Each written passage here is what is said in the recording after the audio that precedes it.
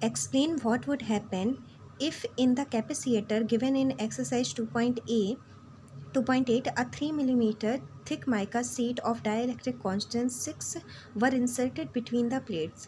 हमारे पास एक कैपेसिटर है और इसमें कह रहा है एक्सरसाइज 2.8 के क्वेश्चन का हमें यूज़ करना है। उसमें हमने देखा, हमने उसमें वोल्टेज दिया हुआ है और एरिया दिया है, area of the plates end voltage जो भी इस पर सप्लाई दी जा रही है। तो इसमें पूछ रहा है कि while the voltage supply remain connected. यहाँ पर हमने एक माइका जो है, माइका की शीट को कैपेसिटर के बीच में इंसर्ट किया है, लेकिन दो अलग अलग कंडीशन में किया है।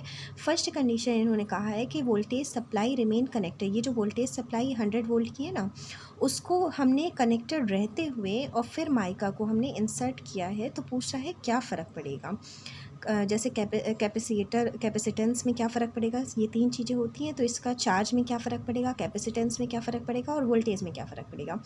तो पहली बात तो वोल्टेज जो सप्लाई है वो रिमेन कनेक्टेड है।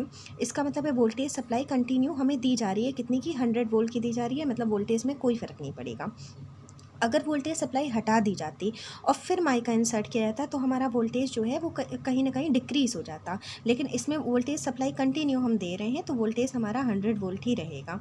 और कोई भी माइका सीट अगर हम डालते हैं तो उससे हमारा, कोई भी सीट अगर हम डालते हैं, कोई भी डाइलेक्ट्रिक कांस्टेंट डालते हैं, जो कैपेसिटेंस क्या होता है, हमेशा बढ़ता है। कितना बढ़ता है, के टाइम्स बढ़ता है। तो फॉर्मूला क्या हो जाता है, C इज इक्वल टू के epsilon not A upon D. के का मान 6 दिया, एप्सिलॉन नॉट का मान 8.85 इंटू 10⁻⁻12।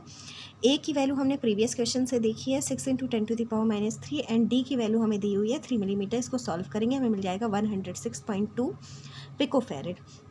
अब सी पता चल गया, वी पता चल गया, अब क्यू देखना है। तो क्यू इज इक्वल टू होता है सी वी। सी की वैल्यू पुट कर दीजिए, वी की वैल्यू पुट कर दीजिए, हमें इतना मिल जाएगा।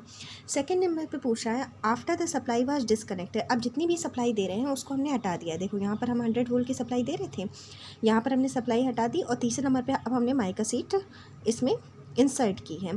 तो देखो जब भी हम बैटरी हटाने के बाद फिर कोई डाइलेक्ट्रिक कांस्टेंट डालते हैं तो वोल्टेज क्या होता है, ड्रॉप हो जाता है।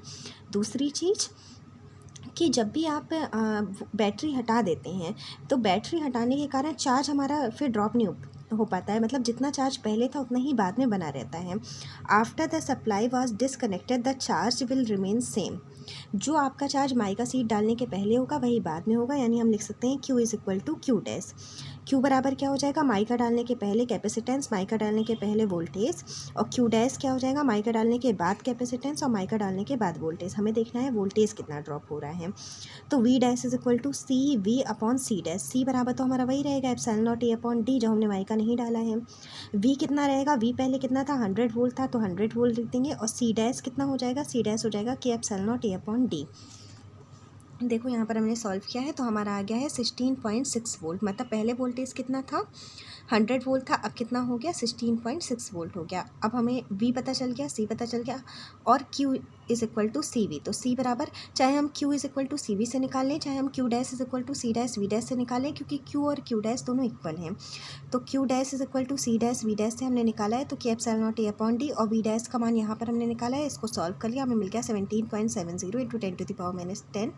तो इसमें केवल आपको ध्यान देने की ज़रूरत इतना है कि अगर आपकी बैटरी कनेक्टेड रहती है तो आपका वोल्टेज सेम रहता है, और अगर आपकी बैटरी हटाई जाती है और फिर अगर कोई डाइलेक्ट्रिक कांस्टेंट डाला जाता है तो आपका चार्ज सेम रहता है। ओके।